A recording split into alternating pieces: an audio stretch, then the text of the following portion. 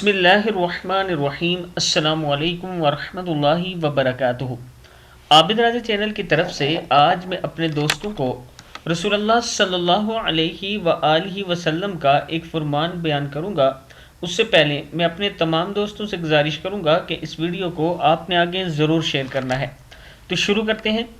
ایک مرتبہ کسی نے ام المومنین حضرت عائشہ صدیقہ رضی اللہ تعالی عنہا سے اس آیت کا مطلب دریافت کیا۔ آیت سورہ بقرہ، بسم اللہ الرحمن الرحیم، لا یکلف اللہ نفسا الا وسعها لها ما کسبت وعلیہا ما اکتسبت۔ سورہ بقرہ کی آیت ہے اور اس کا مطلب ہے خدا کسی شخص کو اس کی طاقت سے زیادہ کی تکلیف نہیں دیتا، جو کچھ وہ کرے گا اس کا نفع یا نقصان اس کو ملے گا۔ اور ساتھ ہی میں اس کی ہم معنی آیت بھی پیش کی جو سورہ نساء کی ہے، جس کا مطلب ہے جو کوئی برائی کرے گا اس کو اس کا بدلہ دیا جائے گا۔ دراصل سائل کا مطلب یہ تھا کہ اگر یہ سچ ہے تو مغفرت اور رحمت الہی کی شان کہاں ہے اور نجات کی امید کیوں کر ہے؟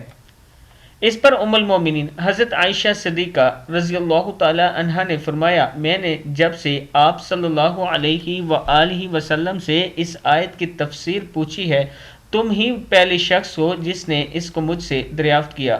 خدا کا فرمان سچ ہے، لیکن پروردگار اپنے بندے کے چھوٹے چھوٹے گناہ ذرا سی مصیبت اور ابتلا کے معاوضے میں بخش دیتا ہے۔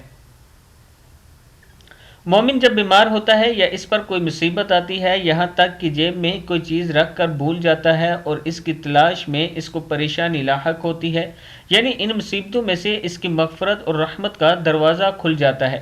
پھر یہ حال ہوتا ہے کہ جس طرح سونا آگ سے خالص ہو کر نکلتا ہے، اسی طرح مومن دنیا سے پاک اور صاف ہو کر نکلتا ہے۔ ترمذی کی حدیث ہے۔ میں اپنے دوستوں سے گزارش کروں گا کہ توبہ استغفار کرتے رہا کریں اور اپنے رب پر امید رکھیں کہ آپ کا رب آپ کو جنت میں ضرور داخل کرے گا، لیکن توبہ استغفار کبھی نہ چھوڑنا۔ السلام علیکم ورحمۃ اللہ وبرکاتہ۔